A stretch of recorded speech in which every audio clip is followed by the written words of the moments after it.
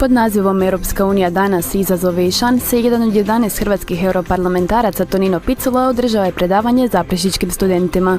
U sat vremena gostovanja studenti su iz prve ruke saznali kako funkcionira Europski parlament, koje su dužnosti zastupnika, u kojem se smjeru kreće Europska unija, te mnoge druge poznate i nepoznate činjenice.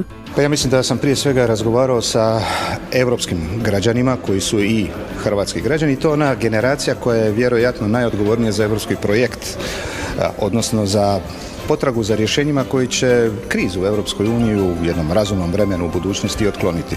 Upravo je ovo ciljana skupina koju treba prije svega uputiti poziv za dijalogom, jer svi problemi Europske unije, a njih ne treba ignorirati, će se prelamati preko njihovih leđa.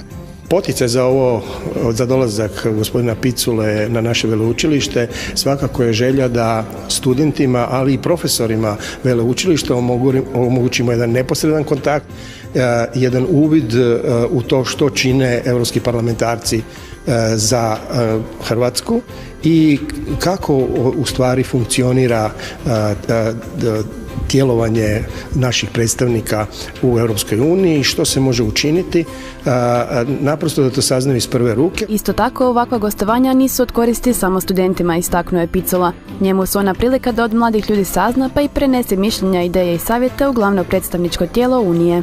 Zato je svako vrijeme investirano u razgovor sa mladim ljudima, koji naravno su i nositelji nekog intelektualnog potencijala, zapravo vrijeme u kojem čovjek očekuje da će vrlo brzo vidjeti i nekakav i boljitak ili dobiti povratnu ideju kako da se na kraju krajeva kao političari postavlja prema problemima zbog kojih jesam u Europskom parlamentu. Iako su dosadašnji izbori za Europarlament pokazali kako građani njegovu funkciju ne smatraju odviše bitnom, upravo upoznavanje ljudi na ovakav način može povećati političku participaciju u budućnosti, smatra Picula. Ja vjerujem da Europski parlament će i u percepciji građana dobiti onu važnost koju ima u političkom procesu. Jer nakon Lisabonskog sporazuma on je dobio gotovo 100 novih ovlasti koje, vjerujte mi, i koristi. I danas je zapravo on ozbiljan suzakonodavac u Europskoj uniji, odnosno zapravo tijelo koje se nikako ne može preskočiti kada se treba artikulirati nekakva politika. Dakle, raste mu važnost, ali bi bilo dobro da to bude i percepirano tako kod građana.